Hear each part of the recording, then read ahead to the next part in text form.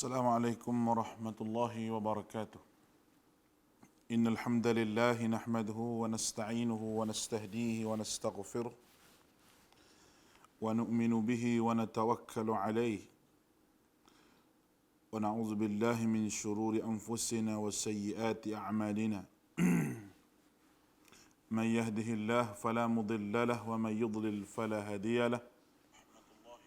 أشهد أن لا إله إلا الله وحده لا شريك له وأشهد أن محمدا عبده ورسوله. اللهم صل على محمد وعلى آله وأصحابه ومن تبعهم بإحسان إلى يوم الدين. قالوا سبحانك لا علم لنا إلا ما علمتنا إنك أنت العليم الحكيم. ولا حول ولا قوة إلا بالله العلي العظيم. قال رب اشرح لي صدري ويسر لي أمري واحلل عقدة من لساني يفقه قولي. على الله توكلنا اللهم ارفع عنا البلاء والوباء والربا والزنا وسوء الفتن ما ظهر منها وما بطن. بسم الله الذي لا يضر مع اسمه شيء في الأرض ولا في السماء وهو السميع العليم.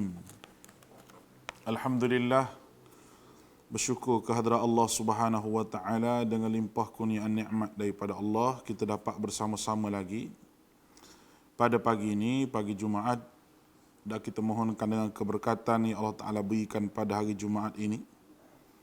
Semoga Allah Subhanahu wa taala memberi rahmat, memberi barakah kepada kita semua dan kita berada dalam lindungan Allah Subhanahu wa taala. Tuan-tuan yang dirahmati oleh Allah, alhamdulillah, pada pagi ini kita sambung lagi perbincangan kita. Perbincangan berkenaan dengan sebagaimana yang kita sebut kemarin, jikalau sunnah itu ada bahagian dia, pembahagian kepada sunnah, sama ada sunnah itu berbentuk jibiliyah ataupun sunnah-sunnah yang lain, maka bagaimana kita nak bahagikan bid'ah ini sebenarnya?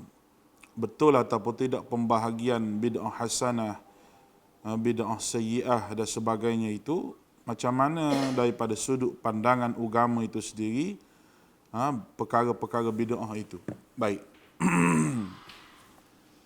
Kalau kita lihat pembahagian kepada bid'ah ini,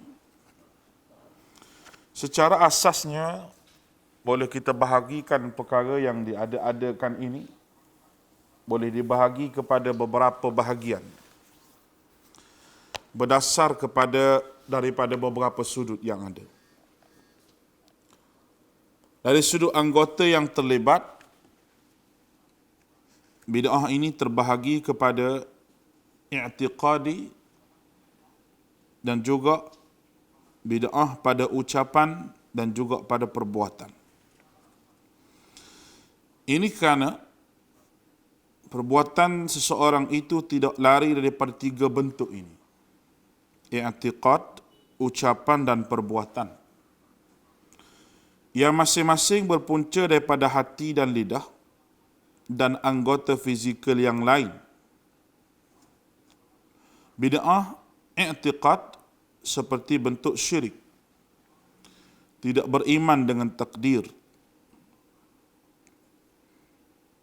Bid'ah ucapan pula seperti wirid untuk hari dan bulan-bulan tertentu. Wirid-wirid yang mengandungi lafaz syirik dan jampi yang berunsur syirik. Manakala bid'ah perbuatan mengadakan perkara-perkara yang tidak ada pada zaman Nabi sallallahu alaihi wasallam, seperti mengadakan kenduri sempena kematian dan sebagainya. Bid'ah juga dibahagikan kepada mukaffirah dan juga bid'ah mufassiqah. Bid'ah ini dasar kepada kesan yang dilakukan oleh seseorang itu sama ada membawa kepada kekufuran ataupun membawa kepada kefasikan. Baik. Oleh kerana manusia ini dia terlibat dengan 3 perkara. Yang pertama sekali dengan i'tiqad yang tidak ada orang lain tahu. Dalaman kita ini tidak ada orang lain tahu. Benda gaib dalam hati kita ini hanya Allah Subhanahu wa taala saja yang mengetahui. Sebagaimana Allah Subhanahu wa taala telah sebut sendiri, innahu alimun bidzatis sudur, bahawa aku tahu benda yang ada dalam hati kamu itu. Kalau seseorang itu beriktikad bahawa dia tahu benda yang ada dalam hati seseorang, maka dia telah pun melakukan satu benda yang mana kita panggil meminjam sifat Allah Ta'ala. Boleh jadi kepada kufur pada Allah. Kerana Allah Ta'ala telah sebut bahawa innallaha ya'lamul ghaib. Allah Ta'ala mengetahui. Dan Allah Ta'ala tahu. Innallaha ya'lamu ma. Allah Ta'ala tahu apa yang al-ghaibi was syahadah. Perkara yang terang dan perkara gaib dan juga perkara terang. Perkara yang nyata. Kalau manusia ni dia beriktikad, tok guru dia ke siapa ke tahu benda gaib. Sedangkan Nabi sendiri pun tidak tahu benda yang gaib. Dan Nabi telah menyebut kepada kita bahawa jikalau aku tahu benda yang gaib ni, nescaya mudah saja hidup atas muka dunia. Tahu dah nak kalah berperang, dia tidak akan pergi berperang kerana tahu nak kalah. Tahu dah nak jadi apa-apa, dia tidak akan pergi kerana dah tahu dah benda itu akan terjadi. Ini menunjukkan bahawa Nabi kita Muhammad sallallahu alaihi wasallam kita tahu. Jadi kita bahagi pada 2, ia berbentuk i'tiqad, ucapan 3, i'tiqad yang pertama, ucapan yang kedua. Apabila i'tiqad itu ada, kadang-kadang terzahir kepada ucapan dia. Terzahir. Jahil ni benda duduk dalam hati. Yang manusia tak nampak orang jahil ke orang alim. Tak sebab sama-sama makan nasi, sama-sama minum air, sama-sama tidur, sama-sama bawa kereta. Tetapi tahu alim ke jahil ke dia ni boleh bercakap. Cerdik ataupun bodoh dia ni apabila dia bercakap dia tahu. Dia ni cerdik, dia ni kurang cerdik sikit. Kita akan tahu. Kerana berdasar kepada percakapan. Apa yang dilahirkan daripada i'tiqad juga pergi kepada satu lagi dia panggil perbuatan. Maka dia buat mari contoh kepada kita di sini.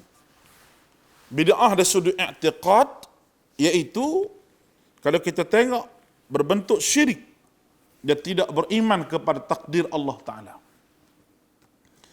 Tidak beriman dan syirik ini benda yang ada dalam hati manusia. Yang kita duduk senyap begini tidak nampak kita tu beriman ataupun tidak. Adalah hati pada manusia. Tidak beriman pada Allah, percaya pada yang lain selain pada Allah, dia panggil syirik. Dan syirik itu benda yang bertapaklah hati manusia. Lalu diheret lagi akan menjadi tidak beriman dengan takdir Allah Ta'ala. Tidak beriman dengan takdir Allah Ta'ala. Apa yang ditentukan oleh Allah Ta'ala setelah kita lari daripada benda tersebut, tiba-tiba Allah Ta'ala tentukan juga jadi begitu. Maka kita terima dengan hati yang redha. Terima dengan hati yang lapang. Itu adalah orang panggil asas kepada seorang mukmin. Lalu dia pun pergilah kepada perbuatan dan mengadakan benda yang tidak ada pada zaman Rasulullah sallallahu alaihi wasallam, seperti mengadakan kenduri semasa kematian, dan tidak pernah diajar oleh Nabi kita sallallahu alaihi wasallam betapa ramainya orang mati di zaman Nabi, tapi tidak ada benda ini. Pembahagian yang 3 ini dia boleh membawa kepada 2 perkara sahaja. Sama ada menjadi kufur pada Allah, itu bahayanya, ataupun seseorang itu menjadi fasik kerana buat perkara-perkara yang dilarang oleh Allah ini. Itu berdasar kepada kita bahagi bid'ah itu. Berdasar kepada amalan bid'ah itu sendiri. Berdasar kepada amalan bid'ah itu sendiri terbahagi kepada 2 benda. Iaitu satu bid'ah haqiqiyah dan satu idhafiyah. Bid'ah haqiqiyah dan bid'ah idhafiyah. Apa benda bid'ah haqiqiyah?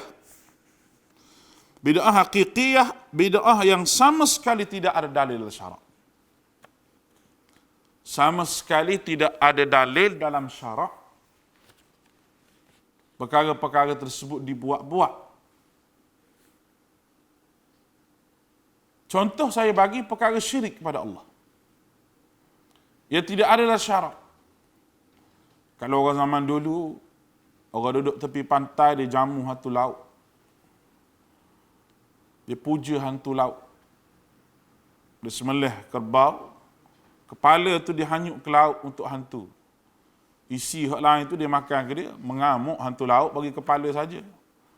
Kalau kirim gulai ikut sepigan, tak mengamuk sangat. Nah, itu orang zaman dulu lah. Nak buka kuala ke, nak tutup kuala ke. Zaman dulu memang begitu. Alhamdulillah ulama kita tak ada dah benda begitu. Itu yang pertama, mudah kita faham yang pertama. Yang kedua, bid'ah idhafiyah. Bid'ah yang berbentuk idhafiyah. Apa maksud bid'ah idhafiyah ini? Bid'ah yang secara asas mempunyai sandaran atau dalil syarak, tetapi tidak mempunyai dalil tentang tertib, waktu dan cara kaifiatnya. Ini. Bid'ah idhafiyah inilah yang banyak orang tidak faham. Dan banyak berlaku di kalangan masyarakat kita. Baik, kita syarah sikit bab ni. Penentuan kepada satu bilangan, sama ada bilangan tersebut berbentuk berapa kita nak baca, berapa kali nak baca, semua itu adalah datang daripada Rasulullah sallallahu alaihi wasallam. Kalau kita tengok perintah berkurung ni, 14 hari lagi disambung ni, macam-macam mesej yang sampai kepada kita. Saya ni pula jadi, kita ni kena tubuh satu lujnah pula. Lujnah tashih WhatsApp dia panggil. Lujnah bagi mensahihkan berita WhatsApp yang ada tu. Dia mari macam-macam. Macam-macam cerita, macam-macam amalan yang disandar pada Nabi SAW yang tidak ada pada zaman Nabi. Kita nak tengok, kita nak cam benda tu sahih ke tidak sahih, kita tengok pada cara dia. Ada mesej dia kata kalau kirim pada orang ni saya begini, saya bawa lagi maklumat.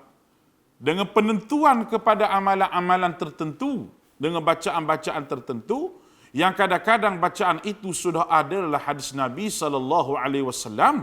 Tetapi kenapa perlu ditentukan banyak ni, dan penentuan dan bilangan itu mesti mari daripada sunnah Nabi SAW. Tegah dan nyata. Bagaimana pula dengan orang tanya dengan Abu Hurairah yang beristighfar 12,000 kali sehari? Nabi istighfar 100, satu riwayat 100 kali, satu riwayat 70 kali. Adakah Abu Hurairah buat? Sebab itu kefahaman berkenaan lafaz hadis itu penting. Nabi kata, Nabi kata, sesungguhnya aku istighfar banyak ni kali sehari. Ulama apabila membahaskan benda ini bermakna jumlah istighfar itu Nabi sebut begitu kerana kita boleh buat lebih pada Nabi kerana Nabi tidak menentukan jumlah yang khas. Cuma Nabi kata aku buat 100, nak buat berapa boleh. Gitu. Sebagaimana juga kita baca lepas pada solat, waktu solat. Kita baca lepas pada waktu solat sebagaimana wirid yang diajar Nabi SAW. Orang kata perlih ni tak wirid, orang kata tak wirid apa kita buat keluar arahan supaya semua makmum itu reti wirid. Kita letak tampal di hadapan poster besar-besar wirid lepas solat. Satu masjid kita suruh bagi 2, 3, 4. 2 letak kat perempuan, 2 letak laki-laki. Baca lepas solat. Kalau tak reti, imam kena ajar. Siapa reti? Ajar bermakna imam baca dulu, lepas tu makmum ikut. Imam baca dulu, makmum ikut. Ada dia buat. Supaya benda itu terlaksananya sunnah Nabi SAW. Supaya baca mengikut kehendak Nabi SAW. Maka kita pun baca ikut kehendak Nabi. Tiba-tiba lepas solat tu kita nak buat subhanallah, alhamdulillah tu 100 kali, tak mau buat 33 kali. Boleh tak boleh? Tak boleh. Sebab walaupun dalil subhanallah alhamdulillah itu ada, tetapi penentuan kepada bilangan itu dibuat oleh Nabi sallallahu alaihi wasallam. Dibuat oleh Nabi sallallahu alaihi wasallam. Nabi baca banyak ni, banyak ni, banyak ni. Kalau penentuan itu dibaca oleh kita, senang kalau begitu. Azan tu hayya ala salah tu kita boleh bubuh sampai 10 kali. Baru ramai sikit orang mari masjid. 2 kali tak padan. Orang tak mari ramai. Sebut hayya ala salah, sebut hayya ala salah, boleh 10 kali hayya ala salah tu. Boleh buat begitu? Tok Bilal boleh buat begitu? Tak boleh buat begitu. Kalau buat begitu juga macam mana? Bid'ah. Sama juga. Serupa juga. Ni benda yang kita kena faham. Kenapa bila mari tarawih ada selawat? Tarawih tu ada selawat. Selawat tu ada dalil ke tak? Ada dalil. Selawat terang dalil. Bermakna dia idhafi. Dia menyandarkan dalil itu pada selawat, betul. Tapi cara tu. Sebagaimana solat Nabi kata, sallu kama ra'aitumuni usalli. Semayang, kamu tengok aku semayang. Pengkhususan ibadah tu Nabi suruh tengok pada dia. Ibadah haji begitu juga. Khuzu anni manasikakum. Khuzu anni manasikakum. Kamu kena ikut cara aku buat haji macam mana. Penentuan kepada ibadah itu diajar oleh baginda Nabi SAW. Sebab tu saya ambil tajuk ni sebagai perbincangan sambil-sambil tuan-tuan ada rumah ni. Tuan-tuan ada rumah, tuan-tuan boleh dengar baik-baik apa yang saya nak sebut. Mungkin kalau di masjid dia apa ni, dia maklumlah di masjid. Tapi di sini ni, di ruangan pejabat di dewan ini, tidak ada masalah. Berbincang tidak ada masalah. Tetapi ini hujah yang kita bagi. Kerana polemik isu ini menjadi di kalangan masyarakat itu begitu hebat. Bukan kita nak timbul. Orang duk kata khilafiyah. Dia tak faham masalah khilaf dengan masalah bid'ah. Itu jadi masalah. Perkara khilaf, kita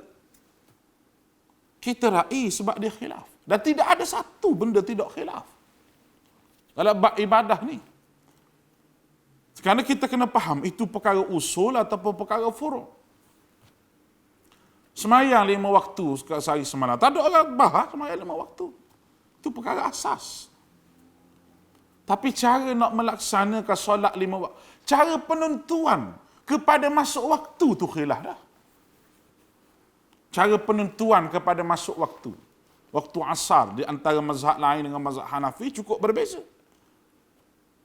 Mazhab kita Syafi'i, segala tu lebih sikit pada segala tu, boleh semayang asar.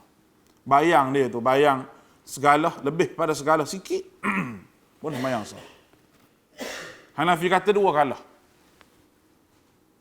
Batu Hanafi semayang asar lambat sikit. Kalau nak semayang lewat lagi, letak galah panjang tu, semayang lewat lagi.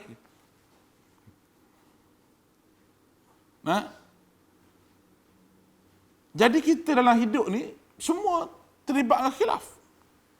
Berkhilaf tidak ada masalah.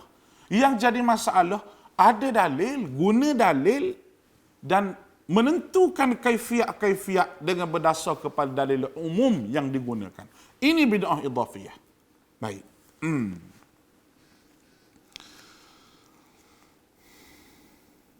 Kita dah fahamlah bentuk amalan tu macam mana. Bagi pada 2 yang betul-betul hakikiyah, yang betul-betul bid'ah itu satu benda yang orang panggil kita nampak tak ada dalil syarak, yang kita takut benda yang ada dalil. Dia kata ada dalil. Orang berzikir sambil menari, joget-joget. Ada dalil ke tak? Ada dalil. Dia guna dalil allazi yadhkuruna Allah qiyaman wa qu'udan, orang duduk ingat pada Allah Taala, maka boleh berjoget. Maknanya ada dalil, tapi sandaran itu tidak betul. Benda lagi, hak dia guna ada dalil. Dia kata ada dalil, tetapi kaifiat cara nak buat tu. Kita mari solat tarawih, lepas tu mari selawat tengah tarawih. Selawat tu ada dalil kan? Apa salahnya selawat ke Nabi?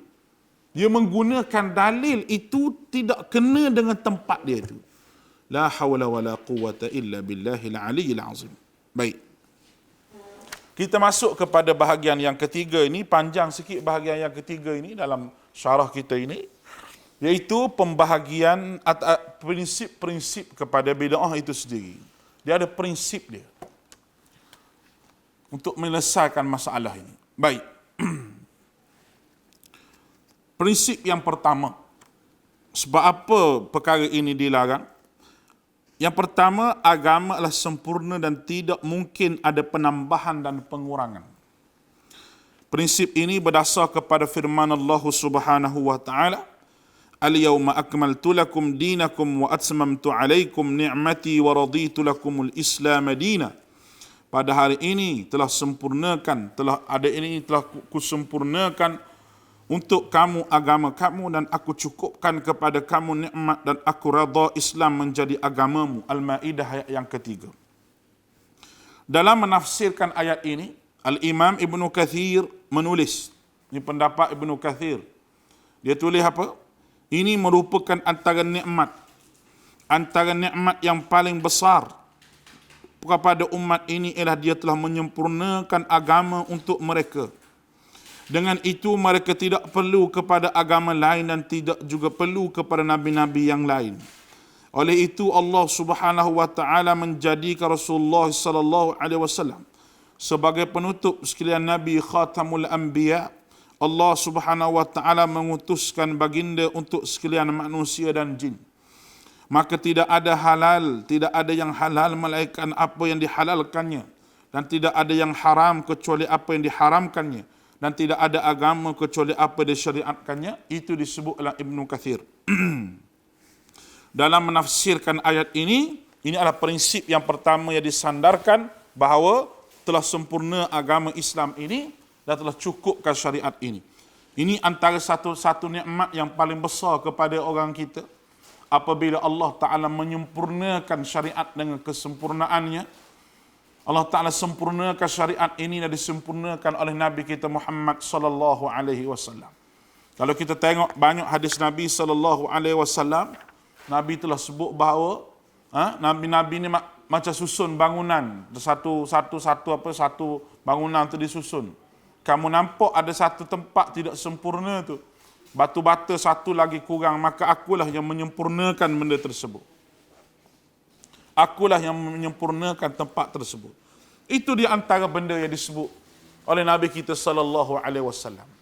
Maknanya kalau kita buat ibadah yang lain, dalam bab kita buat ibadah ni, kita tidak sandar kepada Nabi sallallahu alaihi wasallam. Dengan kata yang lain, kita telah menganggap bahawa agama ini telah tidak sempurna. Kita tengok lagi apa kata Ibnu Qayyim. Kata Ibnu Qayyim sebut bahawa ini merupakan salah satu prinsip yang paling penting dan manfaat, iaitu keutamaan risalah Rasulullah sallallahu alaihi wasallam, meliputi setiap perkara yang diperlukan oleh manusia sama ada ilmu pengetahuan. Amalan manusia tidak memerlukan kepada orang lain setelah kewafatan baginda Nabi sallallahu alaihi wasallam. Orang yang diperlukan untuk manusia ialah mubaligh yang menyampaikan ajaran Rasulullah sallallahu alaihi wasallam. Dengan itu ada dua keumuman bagi risalah baginda yang terpelihara daripada sebarang pengkhususan. Yang pertama, keumuman yang merangkumi semua manusia yang baginda diutuskan kepada mereka. Yang kedua, keumuman meliputi prinsip-prinsip agama dan cabang-cabangnya. Oleh itu, risalah dan pengutusan baginda bersifat sempurna, mencukupi, meliputi, dan mana-mana risalah tidak diperlukan melainkan risalah baginda. Keimanan dengan kerasulan Rasulullah SAW tidak akan sempurna tanpa mensabitkan keumuman risalah baginda. Dalam dua aspek tersebut, tidak ada seorang mukallaf pun yang terkeluar daripada hukum kerasulan baginda. Kebenaran yang diperlukan oleh umat sama ada ilmu pengetahuan ataupun tidak terkeluar daripada ajaran dibawa oleh baginda. Baik. Kalau kita tengok di sini bahawa agama ini sempurna dan sebarang pengkhususan itu mestilah kita kata sebarang pengkhususan kepada amal ibadah itu benda yang bina. Sebab berdasar pada ayat Quran ini sempurna dah agama ini. Tak perlu kepada penambahan dan tak perlu kepada pengurangan. Tak perlu. Macam mana kalau orang tu mimpi berjumpa dengan Nabi SAW beri amalan kalau amalan itu sudah adalah sunnah Nabi dan bertepatan dengan sunnah Nabi SAW. Contoh kita berjumpa mimpi Nabi suruh baca subhanallah bihamdi subhanallahil azim. Kita mimpi Nabi suruh baca begitu. Dan memang Nabi suruh baca begitu sungguh. Satu anugerah yang Allah Ta'ala berikan kepada kita. Kalau kita mimpi begitu. Kalau kita mimpi begitu. Satu anugerah yang Allah Ta'ala telah kurniakan kepada kita. Tetapi dia mari juga sebut amalan dengan waktu-waktu tertentu yang tidak disebut waktunya oleh Nabi SAW. Maka di sana kita sebut pengkhususan kepada ibadah telah berlaku. Maka dalam mimpi tersebut, mungkin bukan Nabi. Kita kena faham. Dia mengaku Nabi itu tak apa. Syaitan tak terbakar. Cuma Nabi kata syaitan tidak boleh menyerupai aku. Menyerupai muka Nabi itu tak boleh. Dan kita mana pernah tengok muka Nabi. Kita tak pernah tengok muka Nabi SAW. Macam mana muka Nabi? Cuba tuan-tuan bayang kalau kita mimpi jumpa Nabi, tiba-tiba muka hak kita mimpi hak dia mengaku dia tu Rasulullah tu. Dia mengaku dia tu Rasulullah. Dalam mimpi kita tu, muka macam orang sebelah rumah kita. Kebetulan sebelah rumah kita ni pula, agama lain pula. Lagilah bercelaru agama ini. Oleh kerana itu, muslim-muslimat dirahmati oleh Allah, penambahan kepada amal ibadah adalah perkara ditolak. Penambahan yang berlaku setelah Allah Subhanahu wa taala menyempurnakan agamanya bukan dikira sebagai agama. Kata Mullah Ali Qari berkata dalam urusan agama tidak memerlukan kepada perkara di luar daripada Al-Quran dan Sunnah Nabi SAW. Dalam urusan syariat ini, kata Mullah Ali Qari, tidak diperlukan benda yang berbentuk di luar daripada syariat Nabi untuk menambah syariat itu, tidak perlu. Allah Subhanahu wa taala berfirman, kata dia, am lahum syuraka'u syara'u lakum minad dini ma lam ya'zam bihi Allah walaula kalimatul fasli laqudiya bainahum wa innaz zalimina lahum adzabun alim. Surah Asy-Syura ayat yang ke-21. Maka apakah mereka sekutu-sekutu selain daripada Allah yang mensyariatkan untuk mereka agama tidak diizinkan Allah? Maka apakah mereka mempunyai sekutu-sekutu selain Allah yang mensyariatkan untuk mereka agama yang tidak diizinkan oleh Allah? Sekiranya tidak ada ketetapan yang menentukan dari Allah, tentulah mereka telah dibinasakan, dan sesungguhnya orang yang zalim itu memperoleh azab yang pedih. Allah Subhanahu wa taala menempelak mereka yang mencampuri urusannya dengan bertindak melakukan mensyariatkan sesuatu ibadah yang baru. Rasulullah sallallahu alaihi wasallam wafat dalam keadaan menyempurnakan tugasnya untuk menjelaskan perintah Allah kepada manusia. Baginda bersabda, aku tinggalkan kamu dalam keadaan yang terang, taraktukum ala bayda, aku tinggal kepada kamu dalam keadaan terang benderang, malamnya seperti siang, tidak seorang pun yang melencung daripadanya kecuali akan binasa. Rawahu Tirmidzi wa Abu Daud wal Hakim. Baik.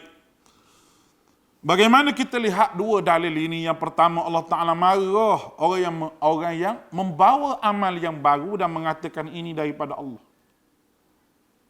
Allah Ta'ala marah. Dan yang kedua, sabda Nabi SAW, Nabi tinggalkan agama terang benderang, Nabi kata. Malam seperti siang hari, nak sebut terangnya. Malam ni sifat dia gelap, tapi macam siang hari yang terang benderang. Agama yang ditinggalkan oleh Nabi itu sendiri. Maka, tidak seorang pun yang melencung terkeluar daripada ini jikalau hidup dalam syariat agama. Kecuali orang yang melencong itu akan binasa. Nabi. La hawla wa la quwwata illa billah. Bismillah.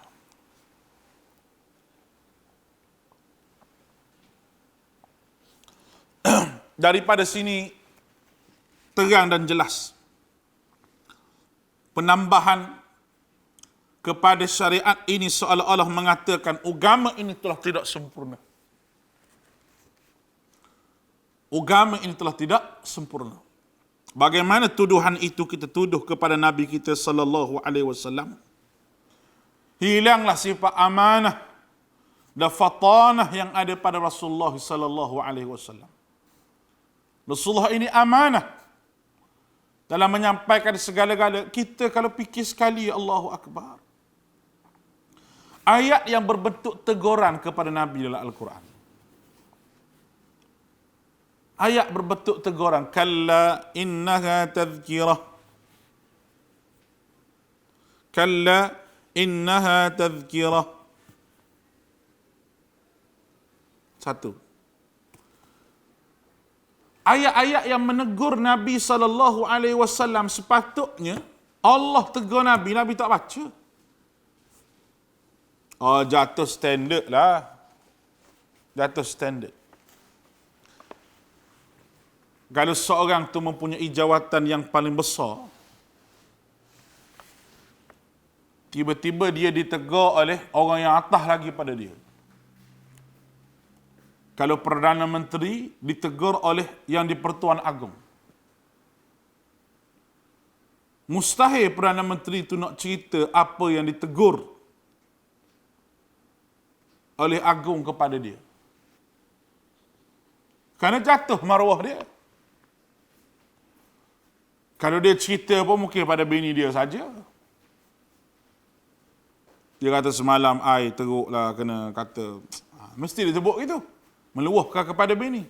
Setelah orang atas pada dia tu marah dia sungguh-sungguh. Dia ni bos besar dah. Dia ni Perdana Menteri. Tiba-tiba raja marah ke dia. Tiba-tiba Agung marah ke dia. Tu contoh saya bagi tu. Bukan marah sungguh ni. Contoh. Dia tak akan bagi tahu. Allah ni, dia tidak marah pada Nabi. Sebagaimana manusia marah. Dah. Teguran kepada Nabi, kita perlu faham tidak sama dengan teguran Allah kepada orang-orang lain. Kan teguran Allah Ta'ala kepada Nabi adalah teguran khilaful awla dia panggil. Maknanya apa? Muhammad, buat begini okey dah, tapi buat begini lagi okey. Gitu. Tapi Allah Ta'ala tegur dalam Al-Quran, orang munafik, orang fasik, orang kafir, hatta tegur orang beriman sendiri pun dengan nada yang lain. So itu apabila kita menafsirkan ayat-ayat yang berbentuk teguran kepada Nabi SAW ini, kita kena tekan break banyak sikit. Faham tak? Kena tekan break banyak sikit. Jangan terlajak sangat menghuraikan sehingga tak nampak teguran itu hanyalah berbentuk teguran yang biasa. Bukan macam mana Allah Ta'ala tegur orang kafir dalam Quran. Tidak. Tak sama. Hak saya nak sebutnya tuan-tuan, yang saya nak sebut pada tuan-tuan semua, sebagaimana seorang Perdana Menteri tidak akan sebut benda yang ditegur oleh raja kepada dia, begitu jugalah kalau Nabi ni sebagai seorang yang tidak amanah, Nabi tak akan sebut ayat-ayat yang berbentuk teguran Allah Ta'ala kepada dia. Nabi akan sembunyi. Tetapi tidak, Nabi sebut semua. Abasa wa tawalla an ja'ahul a'ma, surah Abasa.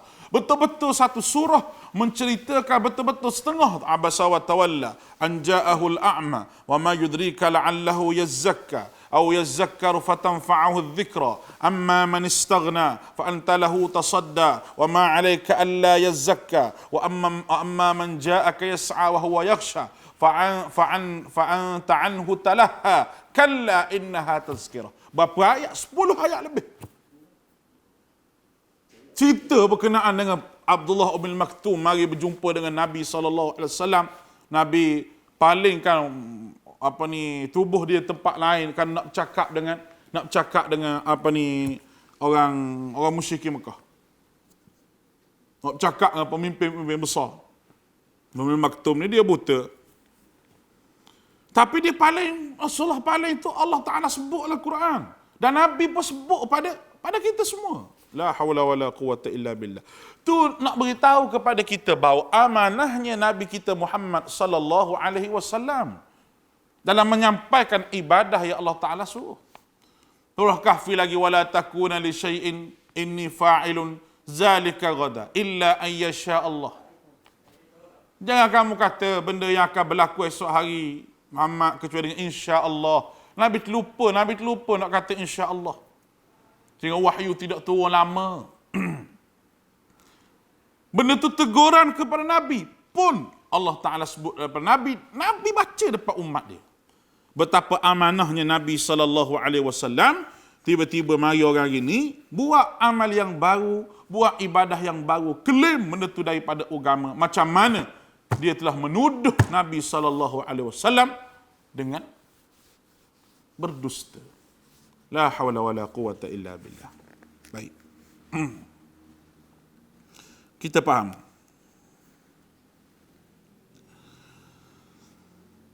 Satu lagi benda, Allah telah melarang ahli kitab daripada bersikap melampau dalam beragama. Di samping tauhid yang suci, mereka telah menambah dua lagi sebagai Tuhan.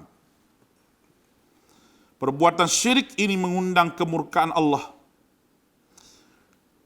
Menambah dalam agama akan membawa kepada sikap melampau. Dengan mereka yang menuruti perintah Allah Subhanahu wa taala seperti diajar oleh para rasul, dengan menjauhi perbuatan bid'ah. Penambahan melampau dalam beragama dan mereka-reka adalah semakna semuanya dilarang dan wajib dijauhi. Ibnu Abbas sebut bahawa Nabi SAW dari riwayat Ibnu Abbas, Rasulullah SAW bersabda pada pagi Aqabah dalam keadaan menunggang unta. Rasulullah sebut, kata Nabi SAW, kutipkan untuk saya anak-anak batu. Maka saya pun mengutip. Saya mengutip untuk baginda 7 biji anak batu daripada jenis Al-Khadhaf. Khadhaf ini maknanya anak-anak batu yang kecil. Anak-anak batu yang kecil. Lalu baginda menggenggamnya seraya bersabda, dengan seperti ini hendaklah kamu melontar. Nabi lontar. Kemudian baginda bersabda, wahai manusia, berwaspadalah dengan sikap melampau dalam agama. Sesungguhnya orang dahulu telah binasa kerana bersikap melampau dalam agamanya. Itu sabda Nabi SAW. Melampau dalam bab agama. Ringkasnya dia kata, agama ini sudah sempurna dan Allah telah menjaga daripada sebarang penambahan dan pengurangan, berbeza dengan syariat-syariat terdahulu yang telah berubah disebabkan oleh tangan-tangan yang meminda dengan memasukkan sesuatu perkara di samping membuang perkara yang lain. Oleh itu tidak haruslah menambahlah syariat sama ada ucapan atau perbuatan selagi tidak ada nas dalil hadis yang sahih. Ini benda yang kita kena faham. Rosaknya jadinya agama Nasara tu kerana penambahan kepada agama. Rosaknya Yahudi ini kerana penambahan kepada agama. Penambahan itu berbentuk ibadah, kemudian dia pergi jauh lagi sehinggalah bertemu kepada perkara yang disebut sebagai ibadah yang baru yang dibuat oleh mereka. Diheret lagi sehingga sampai kepada i'tiqad yang baru yang dibuat oleh mereka. Semua itu tidak bersandarkan kepada dalil agama yang Allah Ta'ala turunkan kepada mereka sendiri. Karena kalau dari sudut akidahnya, sama. Mempertuhankan Allah yang satu. Allah Ta'ala suruh, kenapa lantik wakil-wakil yang lain kepada Allah Subhanahu Wa Ta'ala dan menyandarkan itu sebagai syariat agama dia. Sangat tidak betul. Kemudian dia kata apa lagi? Ibadah-ibadah yang telah disyariatkan untuk manusia sudah cukup dan memadai untuk mereka. Kerana Allah menyempurnakan agama ini dan menjadikannya lengkap untuk selama-lamanya. Secara mudah dapat difahami bahawa penambahan setelah ada penyempurnaan bererti masih ada kekurangan. Ini bermakna orang yang menambah sesuatu dalam agama dan beranggapan agama masih belum sempurna, anggapan itu tidak betul sama sekali, menyalahi firman Allah Subhanahu wa taala dalam surah Al-Maidah yang kita bacakan tadi, al-yawma akmaltu lakum dinakum wa atmamtu alaikum ni'mati wa raditu lakumul Islam madina. Itu telah aku cukup sempurnakan agama dan aku cukup kepada kamu nikmat dan aku redha Islam menjadi agama kamu. Dan Allah Taala sebut lagi, ya ayyuhar rasul balligh ma unzila ilaika min rabbik wa illam taf'alu fama ballaghta risalatah wallahu ya'simuka minan nas innallaha la yahdil qaumal kafirin. Yang bermaksud, wahai Rasul, sampaikanlah apa yang telah diturunkan oleh Allah Ta'ala kepada kamu. Jika kamu tidak laksanakan apa yang diperintahkan itu, berarti kamu tidak menyampaikan amanatnya Allah Subhanahu wa taala. Allah memelihara kamu daripada gangguan manusia. Sesungguhnya Allah tidak memberi petunjuk kepada orang-orang yang kafir. Sampaikan apa yang diturunkan oleh kamu, dan jika kamu tidak laksanakan, kamu tidak menyampaikan amanah. Ini adalah salah satu daripada keterangan yang mana telah sampai syariat agama ini kepada Rasul, dan tidak ada lagi sebarang penambahan dalam agama ini. Inilah yang berlaku dalam masyarakat kita. Apabila mereka tambah perkara yang berkaitan dengan agama, mereka sandarkan itu menjadi dalil. Mereka sandarkan itu dalil daripada agama, sedangkan perbuatan itu jauh daripada agama itu sendiri. Dan Al-Hakim meriwayatkan dalam Al-Mustadrak daripada Ibn Mas'ud radhiyallahu an bersabda, Rasulullah SAW bersabda, tidak ada satu amalan yang mendekatkan laisa min amalin yaqrub ila al-jannah. Tidak ada satu amalan yang mendekatkan kepada syurga melainkan aku telah menyuruh kamu melakukannya, dan tidak ada amalan yang mendekatkan kamu ke neraka kecuali aku melarang melakukannya. Nabi sebut laisa, tidak ada satu amalan yang nak pergi ke syurga kecuali aku yang ajar. Di sini kita dapat faham bahawa semua amalan berbentuk ibadah telah diajar oleh Nabi SAW. Mari orang kemudian ni boleh amalan dalam mimpi lah, Tok Syekh ni ajar. Saya jawab senang je. Orang duk main mimpi. Tok guru dia mimpi, makna tok guru tu kuat tidur. Apatah lagi musim berkurung begini, lagi kuat tidur, lagi banyak mari mimpi. Bila banyak mari mimpi, bagi tahu amalan itu kepada anak murid dia. Anak murid dia pun beramal melalui mimpi tok guru dia. Kuat tidur, Tok Guru Mung ni kuat tidur. Dah nak mari di mana mimpi ni kalau tidak tidur? Mesti tidur dulu mimpi. Kita duk jaga-jaga, dia takkan mimpi. Kalau duk jaga-jaga gini macam mimpi, orang tak mari mimpi. Orang panggil mabuk ketum. Nah, duk main gitu syok sorang-sorang. Kalau mimpi ni maknanya kita kena tidur dulu baru mimpi. Sekadar itulah untuk insya-Allah pagi ni kita sambung lagi perbincangan pada usul pada prinsip yang pertama ini. Ada 2, 3, 4 perkara lagi sebelum kita masuk daripada prinsip yang kedua ini. Qul qawli hadza wa astaghfirullahal azim li wa lakum wa ufawwidu amri ila Allah wallahu basirun bil ibad. Assalamualaikum warahmatullahi